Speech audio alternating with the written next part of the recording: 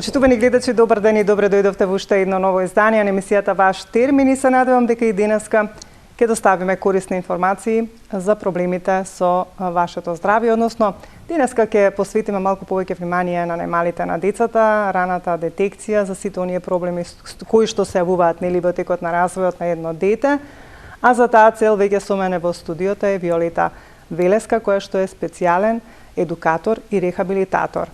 Се надевам дека ова ќе биде интересно за вас, уште повеќе што навистина години наназад често зборуваме и апелираме за да се следи развојот на децата, иако се забележи нешто невообичаено, нели, за нивната возраст, што треба да биде така, а не треба веднаш да реагирате, да се консултирате со дефектолог, со логопед, со еве како во случајов нели мојата гостинка денеска, за да се знае точно за што станува збор, бидејќи кога се реагира навреме, а за тоа и ќе говориме, нели, рана интервенција, тогаш може и навреме да се решат проблемите.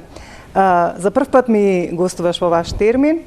Ти посакувам добре дојде, уште повеќе што ни допатува од Битола. Драго ми е што најде време и што ќе бидеш денес дел од Ваш термин. Добре дојде.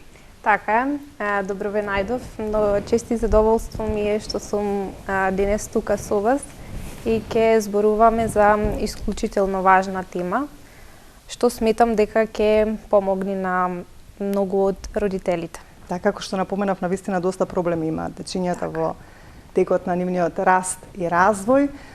И токму поради тоа ја одбравме оваа тема за да знаеме точно нели кога да се интервенира, што значи тоа рана интервенција, за кого впрочем е намената и така натаму. Па ајде некако да започнеме ред по ред. Ние имаме едни фотографии, меѓутоа подоцна ќе ги побараме од режија да ги пушти, чисто колку да знаат тоа е од вашиот центар што скоро беше отворен. Така. Ви посакам среќа. И ќе ги погледнеме, значи, а потоа и ќе ги прокоментираме негде при крајот. Па, ајде да започнеме што ни представува раната интервенција.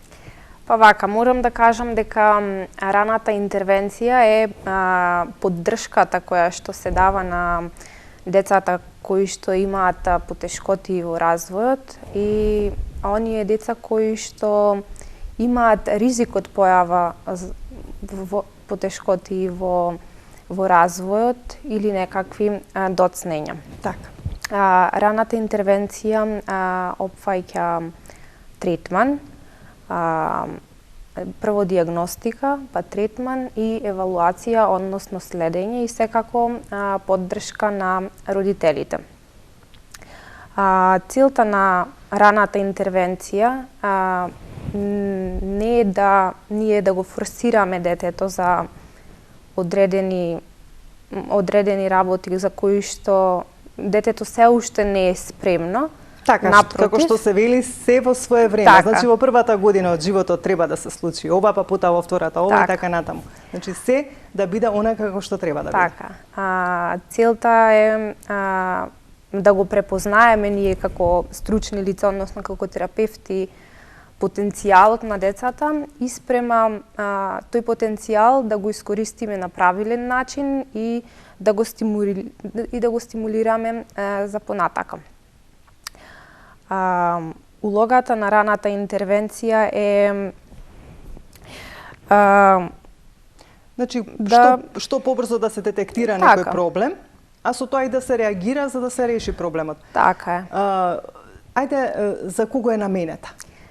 Па, раната интервенција е наменета за децата кои што имаат развојни потешкоти, односно пречки во развојот, но исто така раната интервенција е наменета и за нивните родители, односно за семејствата каде што децата нели се растат и се развиваат. Морам да кажам дека раната интервенција започнува од период од 0 до 6 години, односно предучилишниот период на децата. И тој период е доста значаен за децата, за нивниот понатамошен развој, бидејќи некои деца се развиваат во стимулирачки, а некои за жал во нестимулирачки средини, иако немаат никаков ризик. Што значи тоа стимулирачки, а што значи тоа нестимулирачки средини? Која е Кој игра тука најголема улога? Дали најмногу родителите се тие кои што треба пред се, или има и други фактори? Пред се тука влијае средината во која што се развива детето, односно семејството. Така. Каква е релацијата помеѓу детето и семејството. И родителите? Така. Добро. Раната интервенција е наменета за деца кои што имаат одреден фактор ризик. Добро. Односно, кога мајката има некакви потешкоти во текот на бременоста, Добро. односно на медицински план се докажуваат. Тоа често се генетските нарушувања кои што се знаат во текот на бременоста, кои што можат да се утврдат и посекако знаеме дека тоа ќе влијае на понатамошниот развој на детето. Деца кои што се родени со ризик фактор кои што се стекнале со одреден ризик во текот на бременоста, во текот на породувањето на мајката, деца кои што немаат одреден ризик фактор, но пак ќе напоменам, за жал се наоѓаат, односно живеат во тотално нестимулирачки средини. Дали тука спаѓаат и оние предвремено родени бебиња? Така, предвремено родените деца спаѓаат во оваа Дали група. секогаш, тоа е правило дека едно предвремено бебенце може да има проблеми во развојот или не мора да значи? Од искуството до сега што сте го имали. Така. Самото тоа предвремено родено дете значи дека детето се раѓа со некаков ризик, дека не се развивало како што треба, нели, до тој период до кој што треба да се износи едно бебе 9 месеци. И сметаме дека ќе има нели потешкоти и нема да бидат соодветно како неговите врсници. Но доколку се работи навремено, тоа ќе се среди. Значи се препорачува на сите оние кои што имаат предвремено родени бебиња, сепак да се консултираат со стручни лица за да нели развојот биде нормален понатаму. Така. Добро, еве доколку не следат нели да знаат што и како.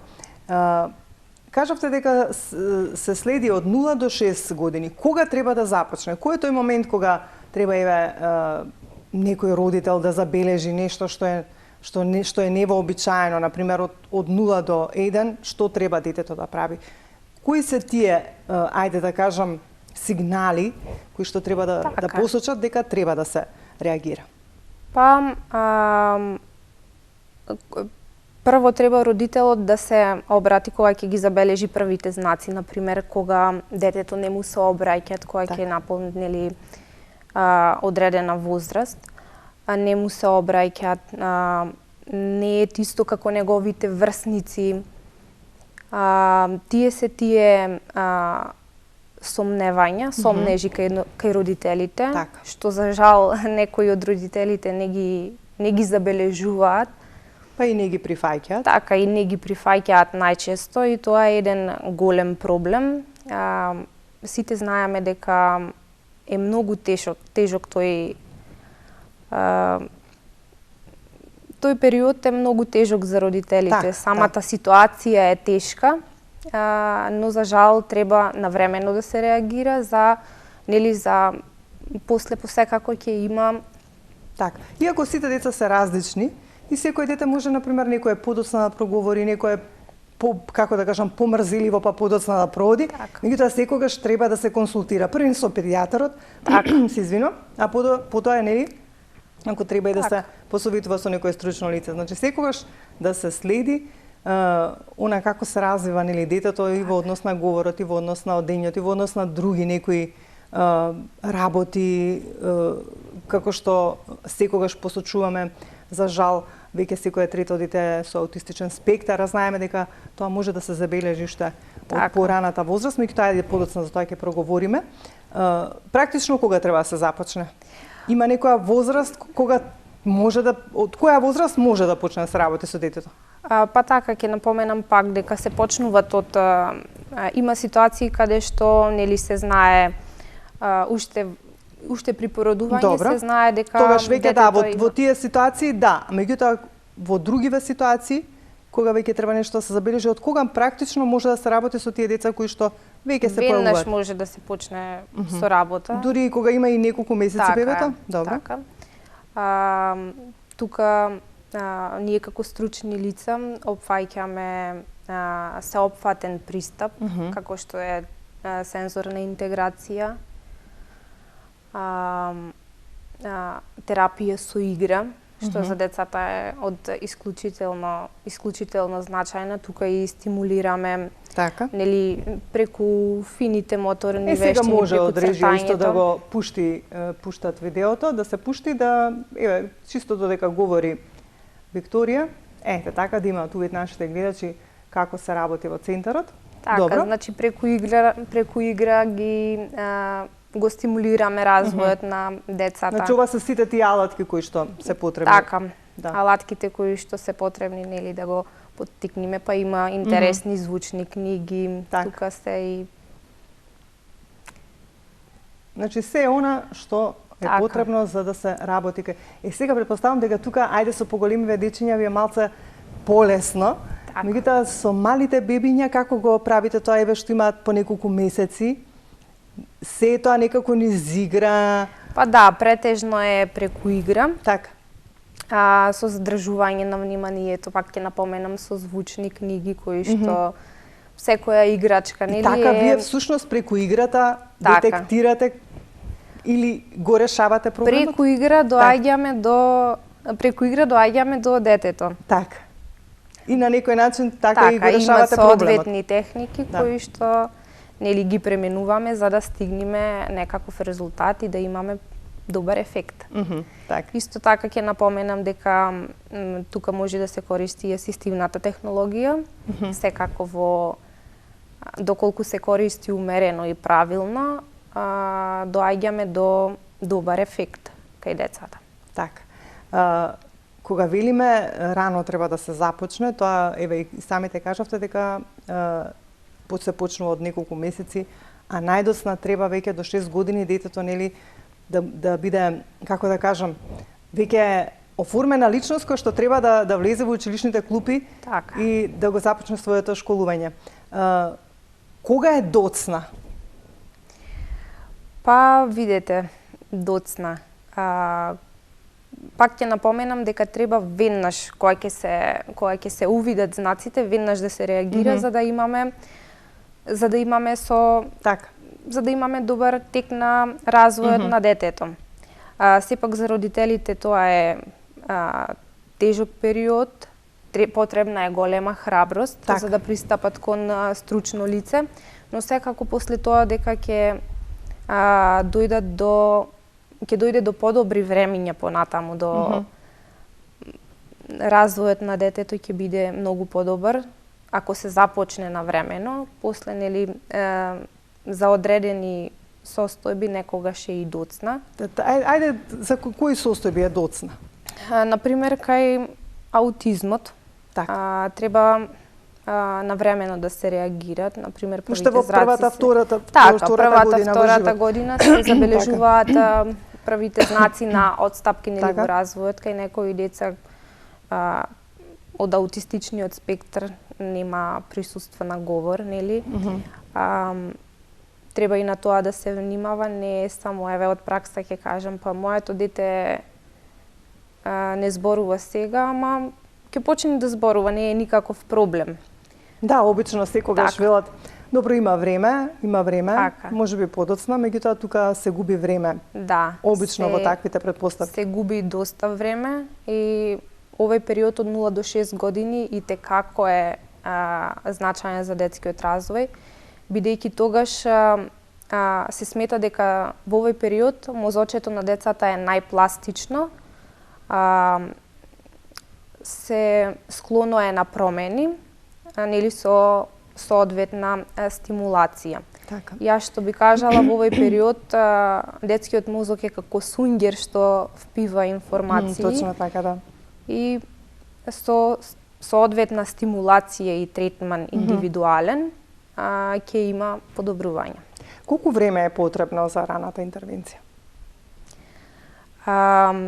За раната интервенција времето зависи од состојбата на детето. За жал, некои состојби траат долготрајно, а некои се кратки и може да се реши на време, но секако со... Така. Кој се е вклучен во раната интервенција кај децата?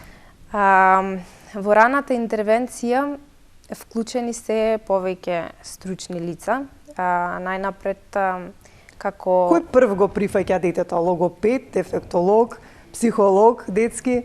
Така. Како оди постапката? Значи, како алка на синџирот на раната интервенција се смета педијатарот, зашто тој го гледа прво детето, му прави проценка доколку... Точно, да, секогаш е пред педијатар. Доколку има одреден ризик.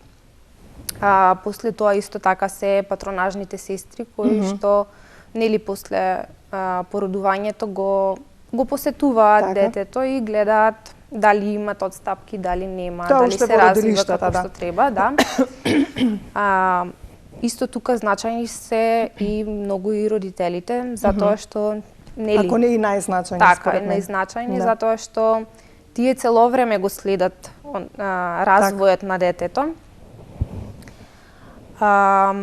Доколку имат одстапки, педијатарот доколку смета, ги испраќаат родителите на кај стручни лица, како што се специјални едукатори, рехабилитатори, логопед, дефектолог, физиотерапевт. Значи, во зависност од тоа каков е проблемот, таму го праќаат. Така, во зависност од тешкотијата со која што... Ако има проблеми со говорка, е логопед, претпоставам.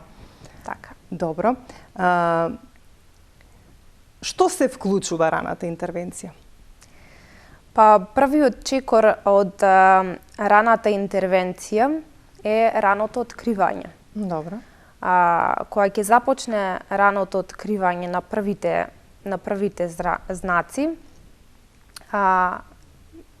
тогаш сваќаме дека детето не соодветствуваат како неговите врсници, не е како неговите врсници. После тоа доаѓа периодот на откривање, односно дијагностицирање на детето, дијагностицирање на состојбата. Така. И после тоа доаѓа и третманот и поддршката како за детето, така и за родителите. Тука ќе кажам дека многу е битна релацијата терапевт и родител. Затоа што со взаемна работа може да се постигне многу поголем успех кај децата, но сепак тоа зависи индивидуално како родителот ја прифаќа ситуацијата на детето, колку може да работи во домашни услови, сепак терапевтот му дава соодветни насоки, но сето тоа зависи индивидуално. Така. Во секој случај родителите и како имаат голема улога во како да кажам, во третманот во третманот на децата и колку ќе има успех тоа понатаму, нели, во подобрување на развојот. Така е. Успехот ќе биде секако подобар. Затоа што пак ќе кажам дека соработката е многу важна. Така. И што кажуваше еден мој драг професор, секое дете имат одреден резултат доколку се работело со него. Така, тоа значи колку родителите работеле дома со него. Така. Јас морам малку вода да се напијам, ми простат гледачите. Така, Виолета. Сега доаѓаме до оној момент за кој што ние постојано говориме. Впрочем, и оваа емисија што ја правиме со таа цел, нели? Да ги доставиме информациите до нашите гледачи. Конечно ми се подобри гласот. И нели тие да знаат кога треба да се реагира. Значи, ајде вака да почнеме ред по ред. За говорот кога станува збор, сега говориме. Кога треба до која година може да се толерира дека детето еве не може нели да говори, ајде има време. До кога може да се чека за говорот? Практично, еве, од вашето искуство досега и што препорачувате? Кои зборови се тие што треба да ги изговара до 1 година, до 2 и ако нешто не е, тогаш веќе не е во ред и да се обратат кај логопед? Значи, кај секое дете, тоа се развива индивидуално. Најчесто треба првите зборови да се нели мама, тато, тие што се дај, не, најважните. да. Добро, потоа? Треба да се реагира Потоа на веќе во втората година ми се чини дека треба и така реченици веќе да така е, да кажуваат. сврзуваат прости реченици, да сврзуваат едноставни, налозите да ги извршуваат, донеси ми, дај ми, да знае да, не и така натаму. Тоа е од исклучително важно за секое дете. И дали ако до 2 години, дали ако до 2 години веќе го нема ова што го кажавте, треба веднаш да реагираат? Па да. Треба да не биде сега да чекаат 3 реагира. години, обично така нели до 3 години се вели, треба детето да почне да говори како што треба. Најчесто родителите чекаат, ајде ќе прозбори, па ајде некој и тука се губи времето. И тука се губи еден драгоцен период кој што е многу значаен за развојот на детето. Така. Значи веќе до 2 години, ако нема ова што го кажавте да говори помали зборчиња пред, па потоа и некои реченици, па да комуницираат на некој начин со родителите и веќе веднаш да се реагира, да не се чека третата година дека треба се да биде во ред. А во однос на другиве работи на проодувањето? Така е, секое дете е индивидуално само за себе. Некој продува и пред година, некој е после година. Меѓутоа, кој е оној краен, како да кажам, ајде, некоја линија која што не сме да се пречекори, а треба да проводи? Па, тоа се гледа дали како оди детето, како се движи, дали прво почнува да лази или оди со влечење на... Да, има и такви. Со влечење.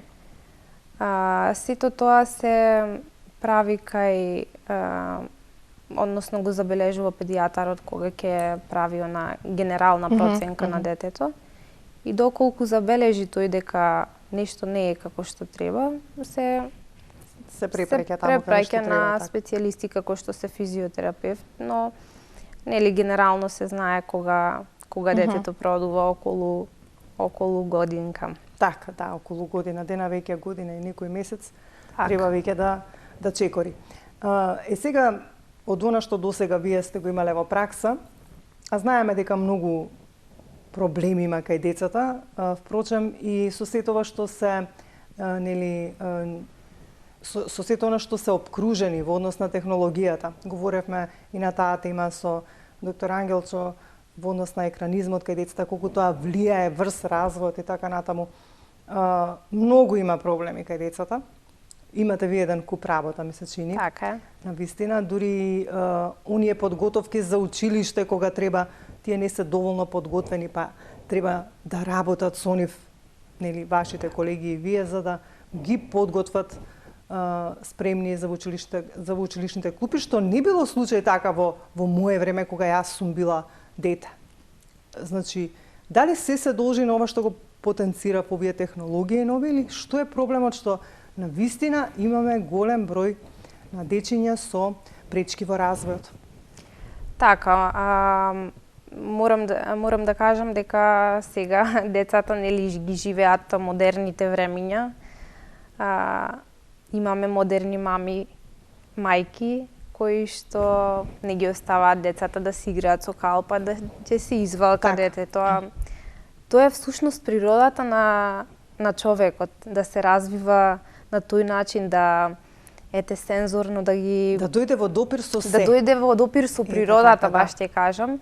Сега многу е лесно, подобро е да му дадете телефон на вашето дете за да седи мирно, отколку да биде немирно. А природата на децата е Сосем поинаква. Сосем поинаква. Природата на децата е да бидат немирни, да не може да се истражуваат, кога би седело да на бидат, едно место и не би правило ништо, тогаш не е во ред. Така, да бидат љубопитни, да истражуваат околината околу себе, да имаат фидбек.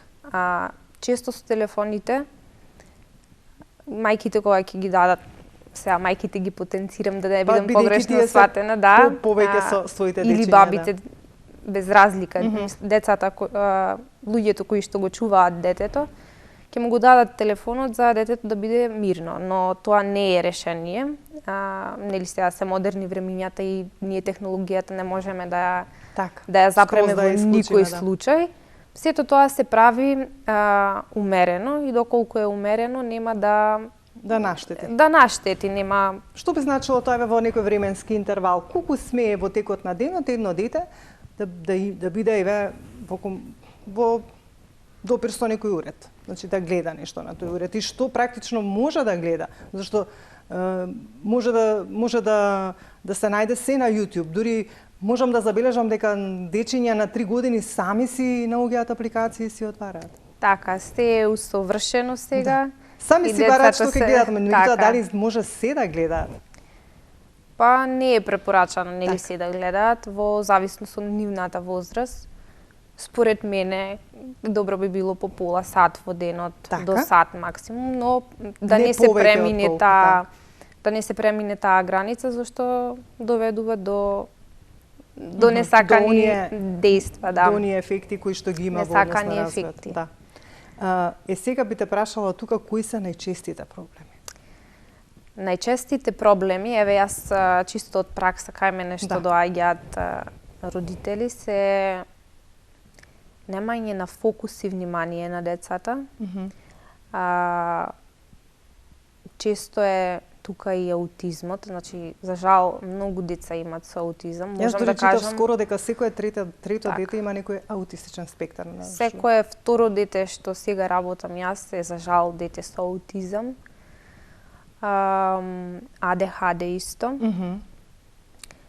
Интелектуална попреченост, моторни нарушувања, комбинирани пречки, претежно се комбинација од сите овие. И во пракса тоа е многу потешко да се работи, претежно со децата со аутизам, зашто треба соодветно и навремено да се реагира исто така и да се работи не само со дефектолог, туку и со логопед, зашто тука имаме отсуство на говор, некај сите, но претежно е отсуството на говор. Така. Значи можеме да заклучиме дека аутистичниот спектар на нарушување е најчест? Да, најчест е, за жал е најчест. Ако продолжи со ова темпо, така е, тука не влијае само технологијата, тука влијае и начинот на живот, кој за жал сега е со многу слаб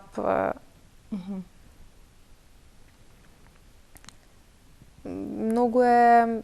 Зборувате за комуникацијата меѓу дечињата? И за комуникацијата на дечињата, ма изборувам за неквалитетниот живот што се на дечињата воопшто, што се води на па и на дечињата и на родителите, нели во текот на бременоста на мајката како се зборувате во однос и на исхранувањето, во однос на еве баш и пред емисија говоревме колку влијание има уредот, еве мобилниот телефон, додека мајката е бремена, колку таа е, како да кажам, секојдневно во рацете со уредот, колку тој влијае уште во текот на бременоста, во развојот на детето. А не сме ни свесни, а и тие не се ни свесни. Така. Значи во развојот, пак ја кажам дека влијае и тоа. И загадениот воздух. Загаден воздух, неквалитетен живот на мајката, како се храни, каков живот живее. И тоа се некои фактори кои што за жал не можеме да ги спречиме, зашто се оди напред и ние го следиме тоа што оди. меѓутоа не е за добро, како што велат, нели, се што е можеби понекогаш полесно, меѓутоа понекогаш создава некои тешкоти и некои последици остава. Сакам да спомнеме за АДХД-то. Многу сум сакала на оваа тема да говорам, меѓутоа не сме се договориле еве со некои од вашите колеги. Што представува чисто вака да го презентираме како проблем? АДХД е најчесто родителите ќе кажа моето дете има АДХД. Да. Што ни представува тоа? Немирно дете. Тоа значи дека е премногу хиперактивно? Така, премногу хиперактивно или моето дете е многу хиперактивно, има АДХД, но не значи дека секое дете ако е хиперактивно дека мора да има АДХД. Така, не значи дека секое дете што е хиперактивно или што би рекла јас немирно, има АДХД. Сакаат родителите да биде детето да биде мирно. Но пак ќе напоменам дека природата на децата се да се немирни. Така е, се да се немирни, да истражуваат, да наблюдуват, да покажуваат љубопитност кон одредени работи, нели. Меѓутоа и тоа има граница, значи да не е и хиперактивноста во некоја, како да кажам, преголема рамка за да представува проблем и за родителите и за самото дете, и тоа дете нели треба да се игра со други дечиња, пак кога е премногу хиперактивно и тука се создава проблем нели меѓу дечињата и така натаму. Сега кој е тој момент за хиперактивност кој што треба да се запрашат родителите, чекај, нешто не е во ред со моето дете, навистина е премногу хиперактивно. Како да знаат? Покрај хиперактивноста, што ништо не може да му задржи внимание. Така.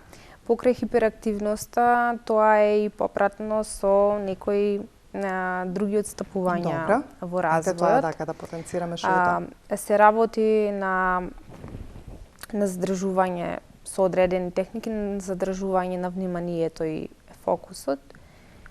И после одредени третмани кај детето има подобрување, сега кај некои побрзо, кај некои поспоро. Чекај, сега говориме за АДХД или само за хиперактивност?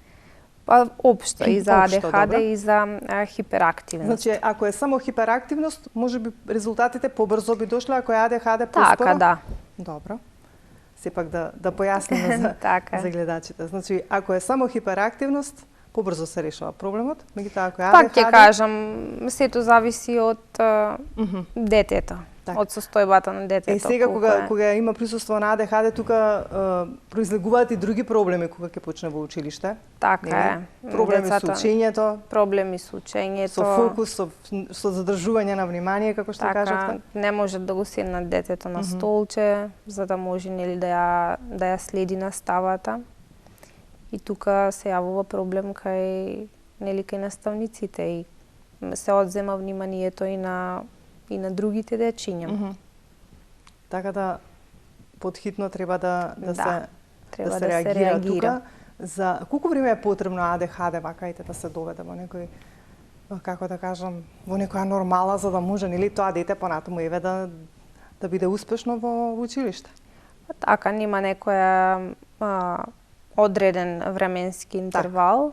Пак ќе кажам дека сето тоа зависи индивидуално, зависи од состојбата на детето, доколку се работи секако дека ќе биде нели подобар ефектот и побрзо ќе се решава и толку или повремено повторно може да посети нели некој од вас, значи дали се решава или после одреден период повторно треба да дојде кај вас да видите докаде е состојбата, може ми повторно некој третман да добие?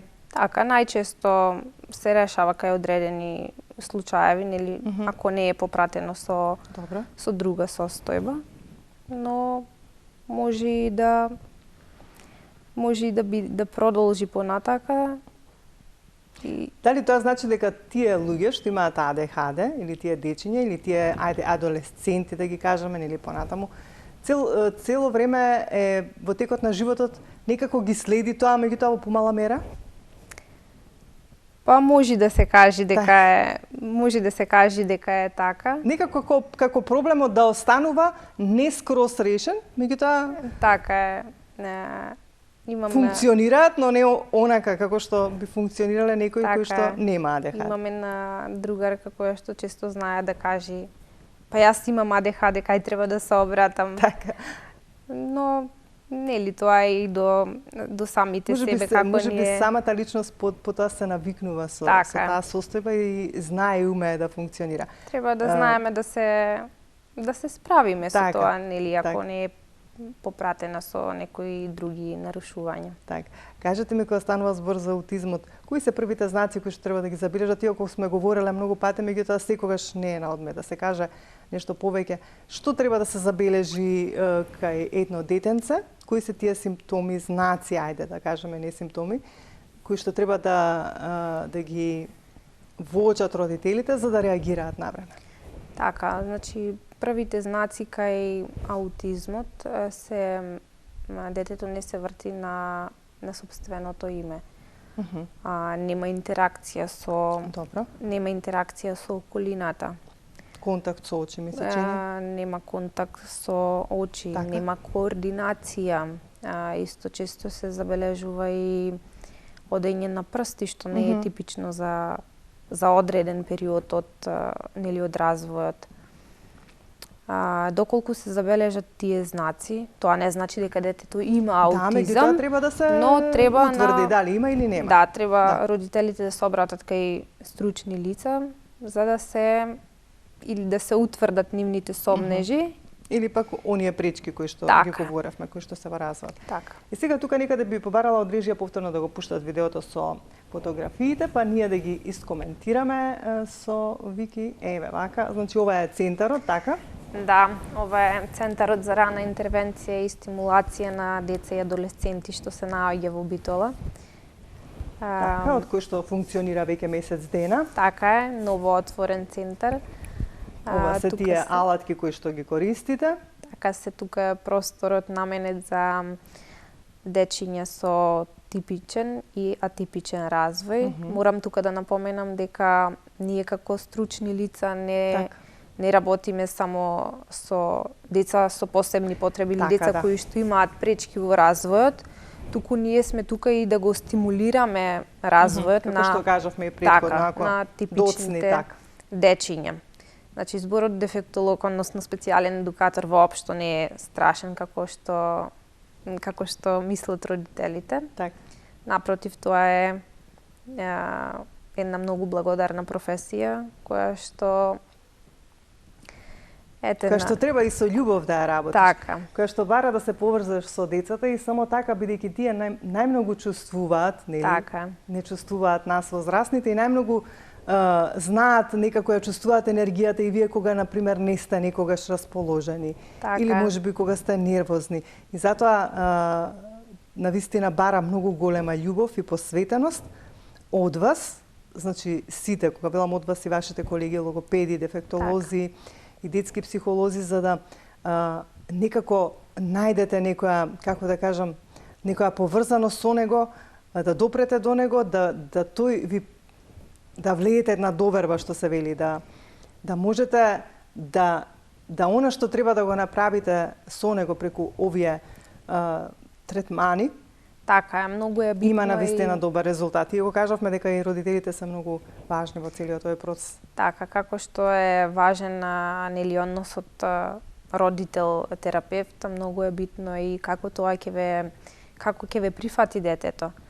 Многу е битно и значаен, многу е битен и значаен тој момент на поврзување на терапевтот со детето, затоа што нели ако не ве прифати детето, ќе има одвивност, па работата нема да течи како што. Затоа велам ако не е важно, исто така и да потенцираме и до родителите сите оние кои што имаат нели дечиња кои што треба да прават некои од овие третмани без разлика дали станува збор за типичен и атипичен развој, дека навистина треба и тие дома со дечињата да работат, да не биде само нели оној ваш труд кој што го вложувате, да не биде залуден, бидејќи нели мора да има некој континуитет тоа што вие го правите во центарот, некако на некој начин да се прави и дома за да побрзо дојде до резултат.